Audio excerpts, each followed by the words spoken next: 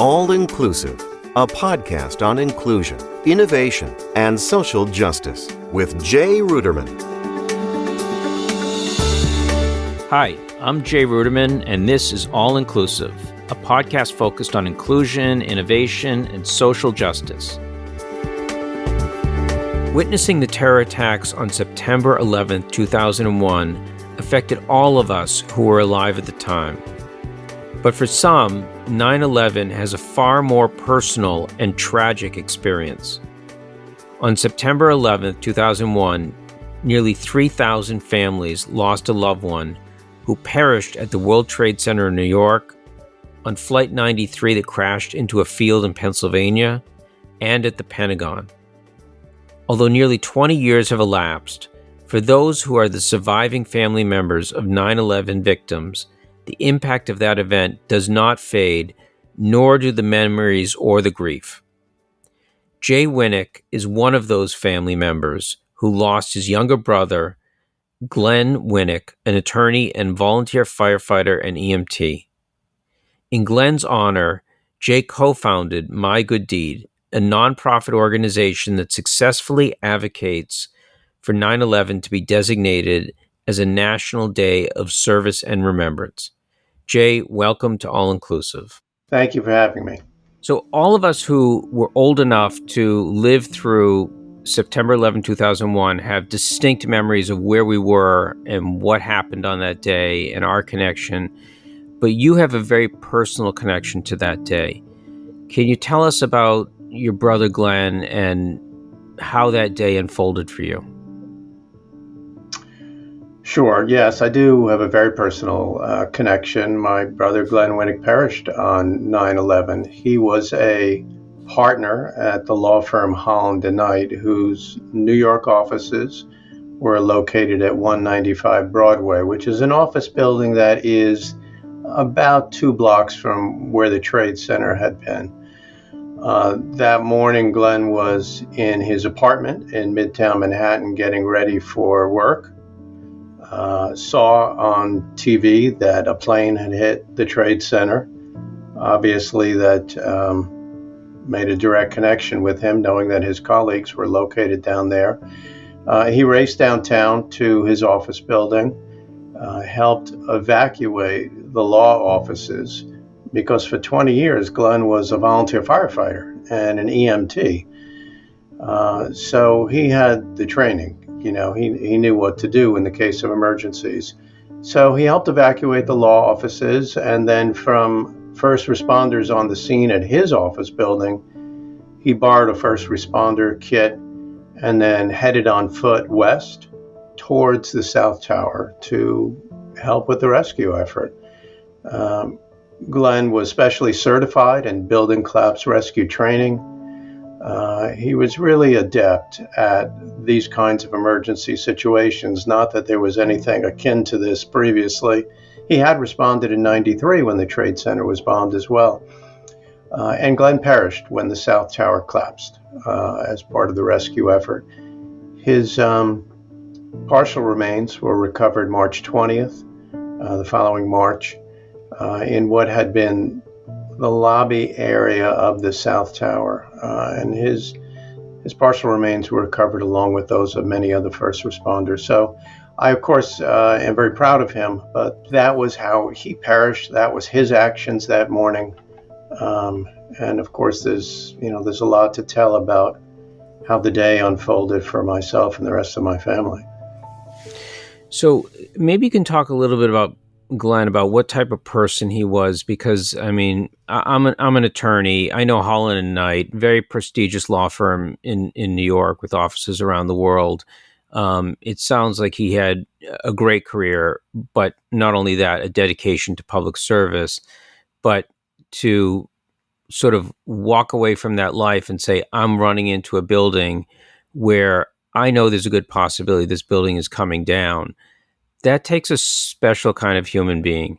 And maybe you can talk about, his personality, because I think a lot of people probably would have turned the other way and said, let's get out of New York City right now. Things look really bad. Well, I appreciate your kind words about him. He was a special person. And you're right, most people did do what they should have done, which is to run the other way. But of course, where would we be without the first responders who ran in and who always run in? I mean, this is what firefighters and cops and EMTs and military personnel, this is what they're trained to do.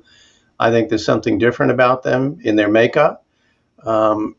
And having, Glenn was 3 years my junior. We shared a bedroom growing up in Jericho on Long Island. As soon as he could join the fire department, he did. He was inspired by our uncle Harold Einhorn, who was an officer in a Brooklyn fire company. Glenn was always enthralled with the first responder community in general, but it was particularly of interest to him to join the fire department when he could, and he did. Our older brother Jeff was also a volunteer firefighter in Jericho. And so this was his makeup. He was the kind of person who was very giving, not only in emergency situations, but he regularly went out of his way for people, whether it was, to say a nice word to the manager of a restaurant about the busboy, or stopping to help somebody fix a flat tire on the road who he didn't know, or helping friends or family with legal issues, out of the goodness of his heart. He was an extremely giving person. So he truly lived his life in service to other people. And that, I think, is admirable. He was a great guy. He really was. Well, I'm so sorry for your loss, and Thank you. And you lost your brother. We know 3,000 other families lost family members on September 11th. For those of us who lived through it, it's left a mark that will never leave us. And being from Boston, I remember at the time, several of the planes left from Boston. It was a surreal day where you're watching TV live and you can see the planes flying into the towers. And then it was a series, I don't know, of hours before the towers came down. But, seeing the pictures and again, afterwards, documentaries of firefighters and police officers walking up, 100+ story building, trying to get people down there when they knew very well that their lives were in danger. These people were heroes and should be remembered as such. But let's just set the stage for people who maybe are younger, who don't remember 9/11 on a firsthand basis. What do you want them to remember about this day? And for us, I mean, I think it's a significant day because this was the biggest attack on the United States, I believe, correct me if I'm wrong, since the Japanese attacked Pearl Harbor on December 7th, 1941. So it was a shock to the system. Maybe you can just describe the collective, feeling in New York and in the United States of how that day impacted Americans. Yes, and you reference the attack at Pearl Harbor, and that is a point of reference. That is an historical point of reference that often does come up, and appropriately so. I mean, like then, 9/11 was an attack on our freedoms, our way of life. Innocent people were killed. These were not military personnel. We were not in a traditional war with those who attacked us.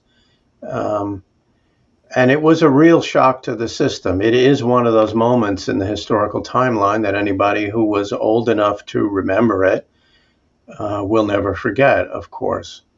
You asked about things that people who did not live through it should know about it, and there are several. And one is that, of course, that this was an attack in many ways, though, in unprecedented fashion. And to see those buildings come down was just horrific.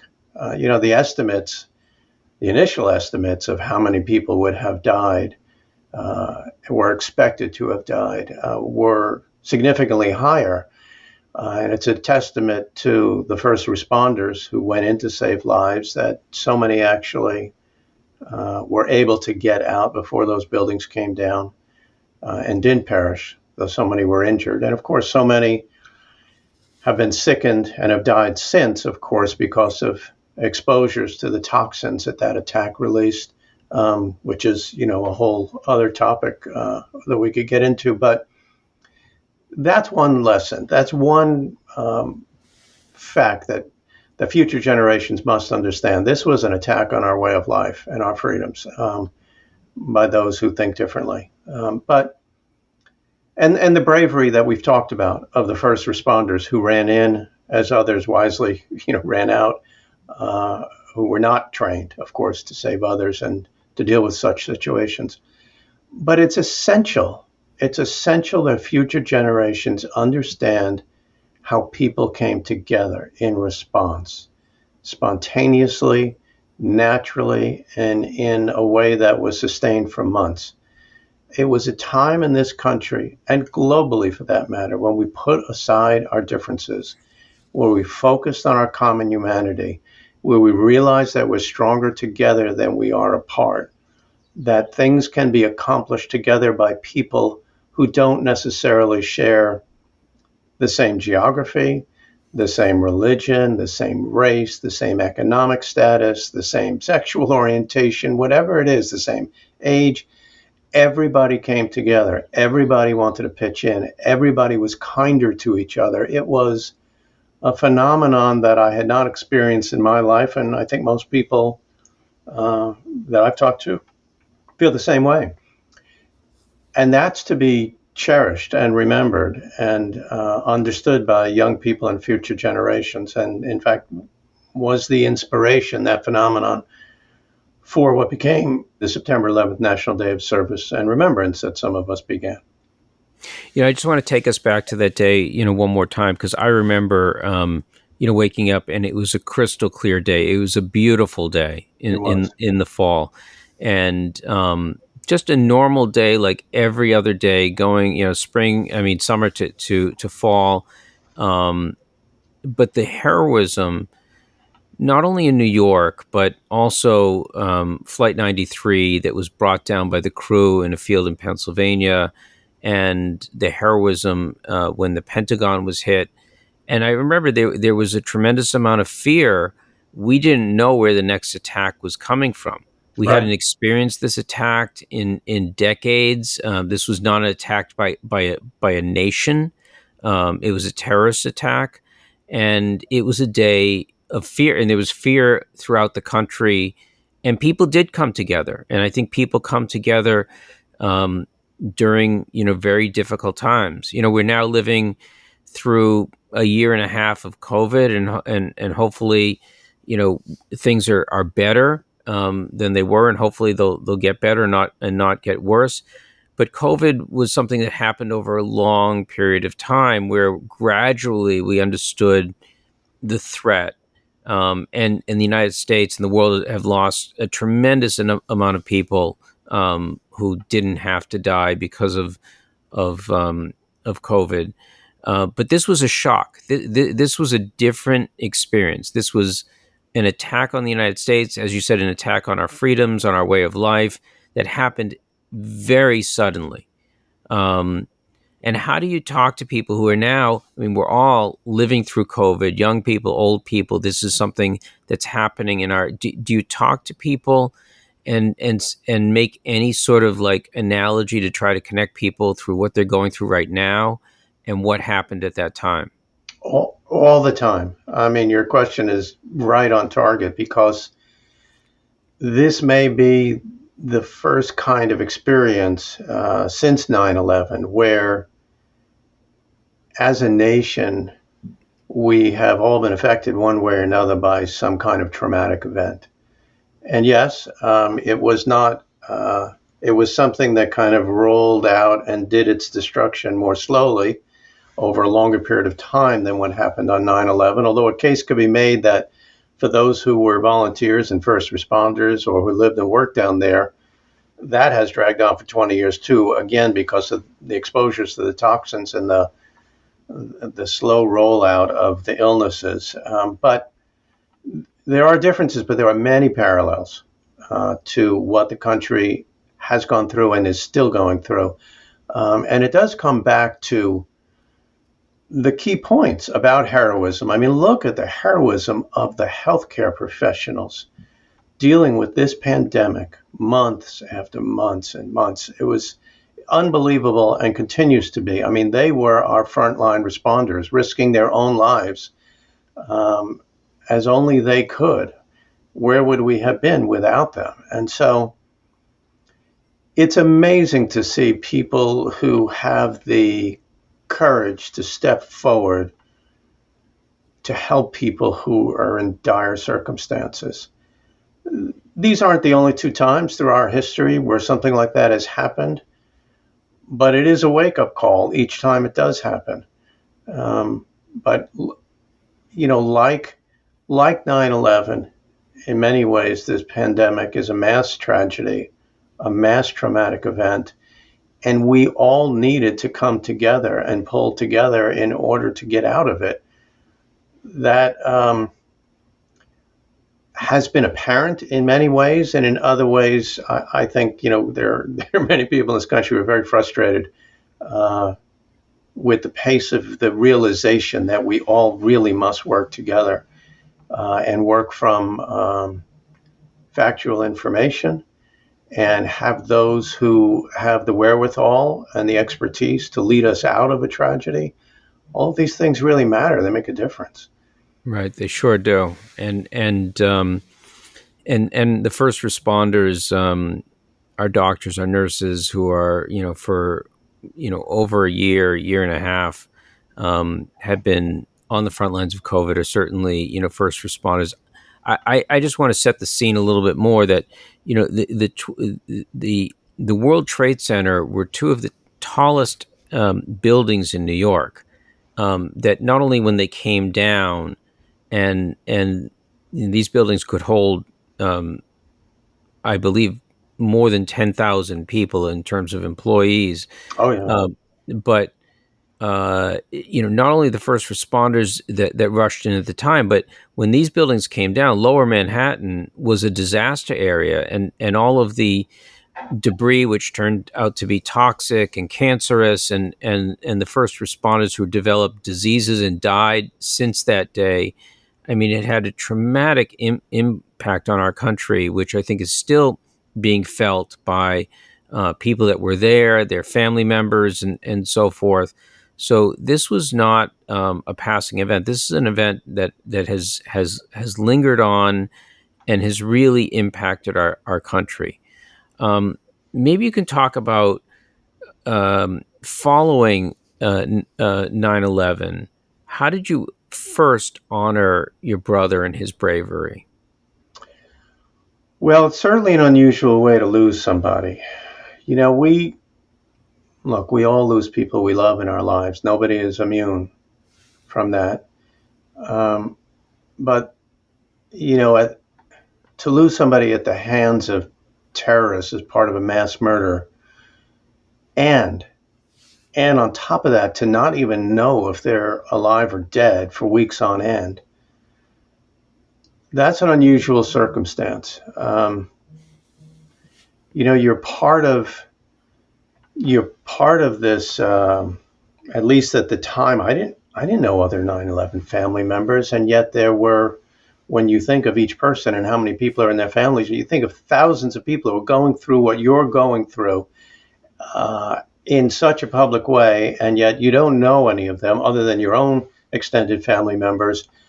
It was such a strange time, Jay, I have to tell you. I mean, we held out hope, although it diminished with each day, that somehow Glenn was still alive, amnesia, in a hospital somewhere, buried several stories below where there might have been food or water or air.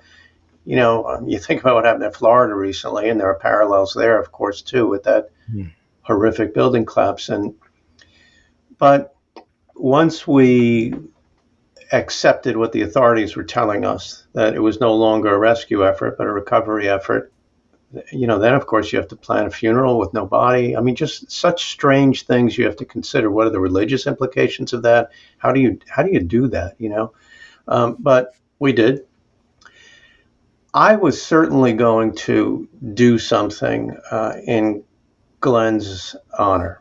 what it was going to be, I didn't know, but I did not want his death to pass without trying to do something meaningful for other people as a way to honor him. He lived his life, he truly lived his life in service to other people, and he died in service to other people. And so that was my initial thinking. And, it did unfold eventually into something that I still work on today, which is, the 9/11 Day of Service, which I can tell you plenty about. Right. I remember the weeks following, family members with photographs and flyers of family members saying, "Have you seen this person? This person is missing." It was so, heart-wrenching. And then, of course, most people were not found alive. Right. But I can only imagine what you and your family, went through. The shock, but the shock that lasted for weeks on end. And again, my condolences. Thank you. In 2002, which was only a year after the September 11th attacks, you co-founded the 9/11 Day of Observance Initiative. And can you talk about your role in establishing that initiative and then transforming that from a Remembrance Day to a National Day of Service? Both components of that are really important, both the remembrance and the service. I got a call weeks after 9/11 from a friend in California named David Payne. David had been a New Yorker. We knew each other for years because we had both worked for what at the time was the world's largest public relations firm, Burson Marsteller. We didn't work on the same accounts, but we knew each other. We had mutual friends there at the agency. And we stayed in touch when David went to California to start his own PR firm. So David called me saying, "Look, you're the only 9/11 family member I know. I know you lost your brother. I have this thought, but I want to bounce it off of a 9/11 family member." I mean, that's where you have to start with this. And he was recognizing the way that people were coming together, the way people were doing whatever they could to engage in something that was meaningful to people who were affected. And, when you expand out beyond the 9/11 community, people who were directly affected one way or the other, to the nation at large, because we all were affected by it. It was an attack on our nation.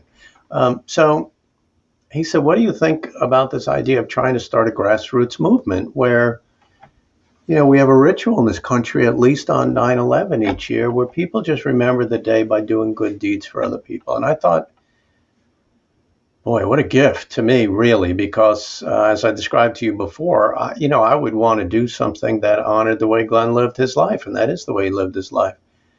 One of my first thoughts when David called was that Glenn would be first in line for this kind of thing, had he not perished on 9/11. So I said to David, "Look, at the time, both my parents, Cy and Elaine Winuk, were still alive. They had lost their youngest son.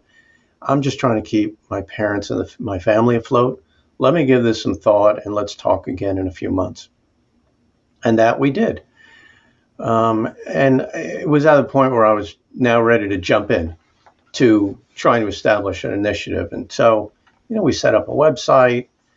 We did some initial research. We set up meetings with leaders of all the many 9/11 related organizations that had surfaced, all working on very good and important causes.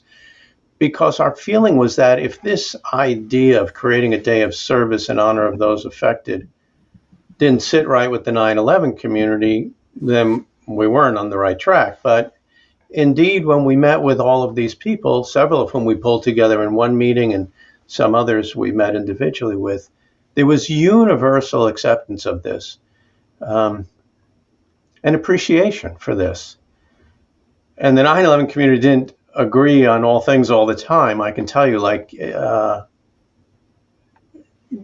anything that comes out of a major event, people have different points of views. But on this, everybody seemed to really think, boy, if you guys could get this going, that would be great. So, we set up a board of directors. We set up a nonprofit organization, a 501c3. We had no budget. We had no staff. We had no real plan in place. But we had a good idea, and we were a couple of PR guys who knew how to get the word out, And so that was really the origin of it. And it's been an amazing journey since. I'm sure we'll talk more about that, but we have grown it with the help of a lot of people, we've grown it from a simple idea into the nation's largest annual day of charitable engagement. And how has the government reacted to this private initiative in terms of recognition, in terms of getting behind it?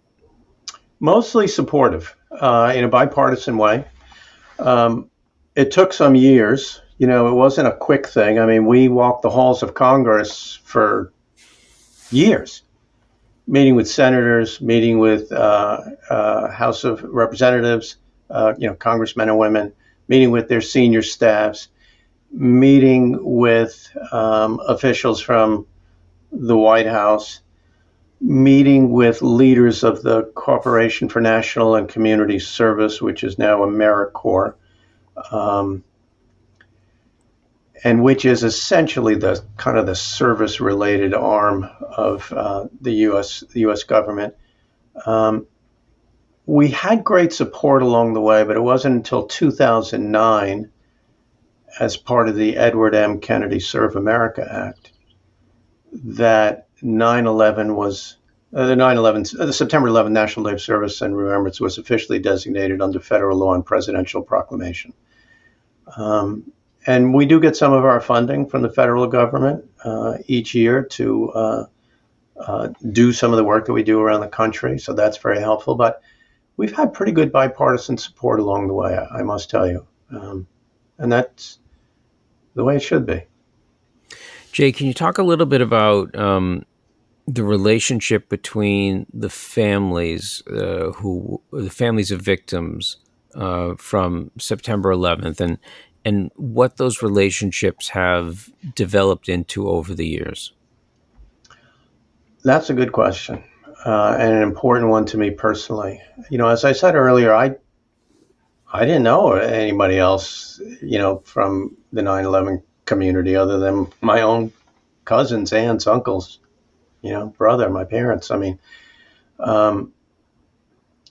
if I could use this word blessings, it's one of the handful of blessings that came out of this tragedy for me personally. I have come to know countless people within the 9/11 community.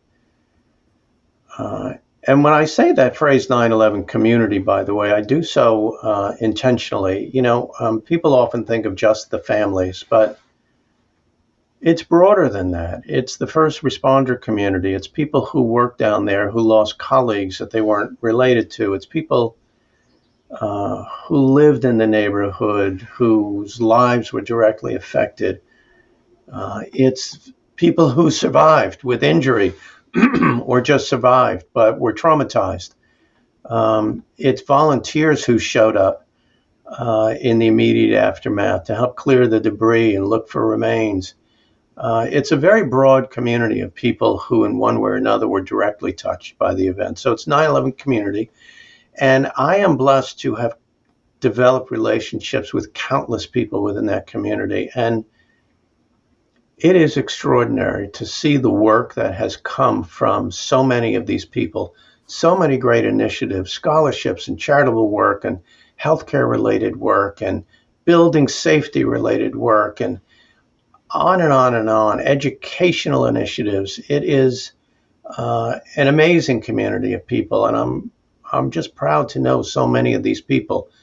We all don't know each other. Obviously, it's an enormous community, but I happen to know a lot of people because of the work that I do for the 9/11 Day, which is the shortened nomenclature for the September 11th National Day of Service and Remembrance, 9/11 Day. These are some of the people I'm closest to in my life. and I'm a better person for it. Maybe you can talk a little bit about what you've noticed over the years about the long-term or generational trauma that these families have gone through. Some who now have victims who have maybe grandchildren that they never met. How are the families affected, 20 years on from what happened on that day? I have two children. One is 24 and one's 18. So the 24-year-old, my son Justin, who lives up in Boston, he was 4 when his uncle was taken from him. So his memories are very limited of his uncle. My daughter was born in 2002, and that was a real blessing. It was very life affirming for my family, but she never got to meet her uncle. So in some ways, they really have been cheated. My brother Glenn was cheated. He did not live long enough to have children. He did not live long enough to experience so many things that he would have over the course of these last 20 years. But 9/11 reverberates, all over the country still. We live in this post 9/11 world. It's affected everything. How we walk into a building, how we get onto a plane, how our nation deals with other nations. But many people are traumatized within the 9/11 community by something else that isn't talked about enough, which is holding those who were directly responsible beyond the 19 hijackers accountable for what happened, because there's substantial evidence about Saudi Arabia's culpability. 15 of the 19 hijackers were Saudi Arabian, were Saudi nationals, but there is a lot of trauma still within the 9/11 community because so many of us feel that those who played a role in supporting this horrific attack, which murdered our loved ones, have yet to been held to account for providing such support. So that too is traumatizing. I wanted to touch on that, which I know is a sensitive point because the United States still has a very strong relationship with Saudi Arabia, but most of the hijackers did come out of Saudi Arabia, and with the families of the victims, what is the attitude? I'm sure it spans the spectrum about Saudi Arabia and their role, and have they expressed remorse? Have they done enough for these families in terms of trying to make the world a better place following this tragedy that they obviously have some responsibility for? Look, anybody who thinks that these 19 hijackers pulled this off without serious support from entities with means, financially, logistically, and otherwise, is not looking at the full picture of what happened here. And so much has been learned since the 9/11 Commission ended its work. There are more than 10,000 plaintiffs in a federal lawsuit against the Kingdom of Saudi Arabia that is current and revealing, and is obviously very serious. This is the largest attack that terrorist attack our nation has ever experienced, and there is still work to be done to hold those who supported the hijackers to account. And there is great frustration in the 9/11 community at large that our federal government, is not being more cooperative in terms of transparency with documents that really need to be declassified and are not. And, we could spend an hour talking about just this topic, but there is real pain that added pain within the 9/11 community because we have not yet brought this to resolution. So maybe you can talk a little bit about what the day actually looks like on 9/11 day. What is a day of national service, a good deed day look like in reality?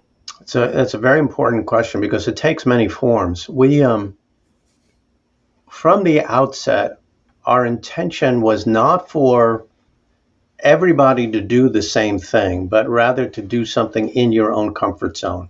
And that's been one of the great appeals.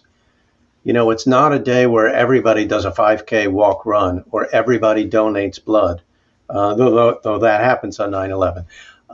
It's a day where you just need to do a good deed in honor of those who were directly affected and those who rose in service and response. And so that opens the door up to the potential for everybody to participate and has resonated with the country. So I have a front row seat every year to this amazing outpouring of good deeds that take every kind of form you can imagine. And that can be in a self-directed way, an individual choosing to visit a nursing home and just, donating something or spending an hour with an elderly person who doesn't get visitors very often, or, a thousand other examples, or as part of an organized effort that your faith-based group, your local sports team, your municipality, your college, your grade school may be doing, a local nonprofit may be doing that you can join up with. So,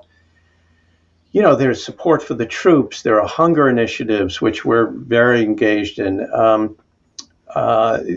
are all kinds of donation programs. There are park and beach cleanups.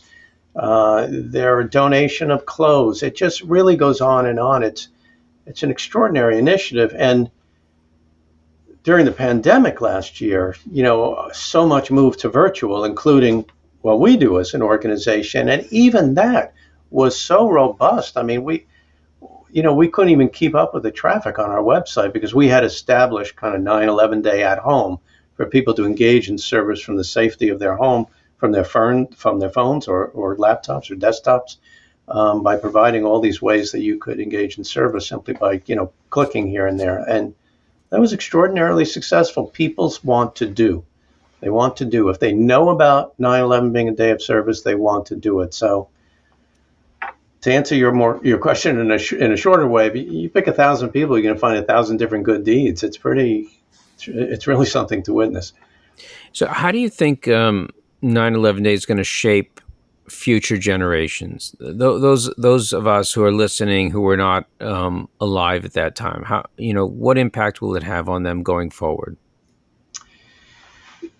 From day one, this is what we were thinking about, Jay, because we knew that at some point, those of us who lived through 9/11 are just not going to be here. So what do we want future generations to learn about the day? And our feeling was that if they just learned about the attacks, we have lost an opportunity. And maybe the terrorists win a little bit more, if that's all that people remember about the way we were knocked down. More important is the way we responded, the way we came together, the way Americans and the world got back on our feet. When I say the world, I mean people from more than 90 countries were killed on that day. And so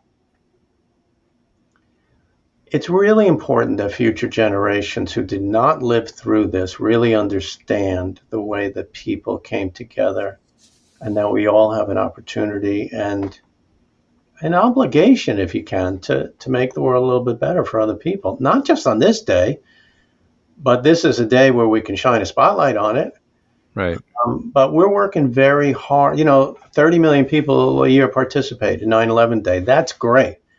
But it's a tenth of the country, right? And so we have a lot of work to do even right here in this country, to say nothing of, internationally. And so there's a lot of work still to be done to really establish this as a ritual that is not going to go away long after you and I and everybody else listening to this is gone. It's a real goal. So September 11th, 2021 is 20 years since the attacks. What does the day look like this year with this significant milestone? Anniversaries are a tricky thing. And I'm still in the public relations business, even after all these years. And, clients go through anniversaries and they're like, "Well, we have a big anniversary coming up. It's going to be great." It's only great if you use the anniversary as a way to shine a spotlight on something that is forward looking, not just looking back. And this is a moment in history, this 20th anniversary, that I think is really significant for a number of reasons. Not the least of which is this pandemic. We have a National Day of Service as we are still reeling from this pandemic, and people are really hurting coming out of it, economically, health-wise, hunger-wise, how they do their jobs moving forward in terms of employment. There's so many issues coming out of this pandemic that in some ways the 20th anniversary has such potential to make a difference. And so we're very focused on that. But I think that in terms of, let's say, news coverage, for example, like at the 10th anniversary of 9/11, which was a real major news story, I think the 20th is going to be too. I know it is going to be. Just in terms of contact that we and so many others that I know have been in touch with so many media about this, not only nationally but internationally. But it's an opportunity. This 20th anniversary is an opportunity to really reassess what we have learned in the 20 years since and what we need to do as a nation going forward. So I really hope that people are going to pay attention to this and really focus on what do we need to do to make the world better together, because things are really tough for a lot of people right now, and there is a great deal of divisiveness that is destructive, not constructive. 9/11 is a day to come together. I think it's such an important point. I mean, we live in such a divisive time in American history. We've lived through other divisive times, but certainly now we seem to be at each other's throats. And if a day like this can really bring us together, which I think it can, it's so vitally important. How do you think you, 20 years on, are going to spend this day yourself? Have you thought about that? Well, I know how I'll spend the day. In some ways, it's a frustrating day because there are about 10 places I'd like to be, not the least of which is in Jericho at a park down the street from where Glenn and I and Jeff grew up. My older brother Jeff grew up. That's named in Glenn's honor now. And his fire department every year does a ceremony at the Jericho Firehouse, and then they do a procession to the park and have a ceremony there. And it's a great frustration for me because I can't be there. I'm in New York City every year on 9/11. I go to the memorial service at Ground Zero.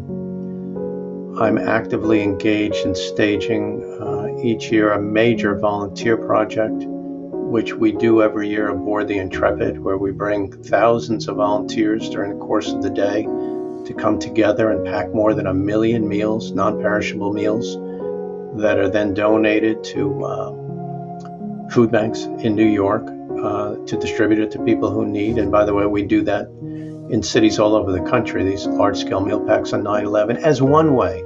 That's just one way for people to engage in service. But these initiatives really make a difference. So that tends to be a pretty busy day for me. We've had the honor of ringing the bell at the stock exchange for the last 7 or 8 years to shine a spotlight on how the financial community was hit so hard when 9/11 happened. There's a lot that goes on each year on 9/11. It's a very busy day for me, but I try to also take some personal time. And that's usually at the end of the day. It could be 2 o'clock in the morning, but I always wind up at the Firefighters Memorial Wall, which is positioned along Engine 10, Ladder 10, a 10 house, a little firehouse opposite Ground Zero, which is dedicated not only in Glenn's honor, but of course in honor of the 343 FDNY fire members who perished, and to all firefighters. Glenn's firm, Holland and Knight, raised all the money for that Firefighters Memorial Wall, and There's a plaque there for him. And so no matter what's happened during the day, I wind up there. And as I say, it could be 2 a.m. and there are people crowded around this magnificent bronze memorial to firefighters everywhere. And that's when I take a few minutes personally to especially think about Glenn and what he did just steps away. Well, Jay, I really want to thank you for joining us today and spending the time. Again, my condolences for your loss. My condolences to all of the families who have lost victims of this day of 9/11. And your brother is a hero who should be remembered along with others. And you yourself have changed the way Americans are observing and reacting to this day. So you deserve a lot of credit yourself. I know it's probably a role that you don't cherish, but I want to thank you for your service to our country. And it's been such an honor having you as my guest on All Inclusive. Jay, you're very kind to say that. I really do appreciate the opportunity to speak with you and your audience. For those who are interested in learning more or interested in participating in the observance, they could go to 911day.org. There's lots of information there. We're going to be launching a new website soon with even more information. We have a great education program that goes on in the schools, and there's so much information there. It's a really robust observance. So if anybody wants to find out more, 911day.org is the place to go. But thank you very much. It's been my pleasure to speak with you. Thank you. And I'm going to urge my listeners to go to 911.org. And I have 4 children who were born after September 11, 2001. And I certainly want them to understand what happened here and to give something back. So thank you. I urge everyone to check out the website and find out how you can help remember this day and do something positive in remembrance of those whose lives were lost. So thank you so much, Jay. All right. Take care. Good speaking with you. All Inclusive is a production of the Ruderman Family Foundation. Our key mission is the full inclusion of people with disabilities in all aspects of society. You can find All Inclusive on Apple Podcast, Google Play, Spotify, and Stitcher. To view the show notes, transcripts, or to learn more, go to rudermanfoundation.org/allinclusive. Have an idea for a podcast? Be sure to tweet @JRuderman.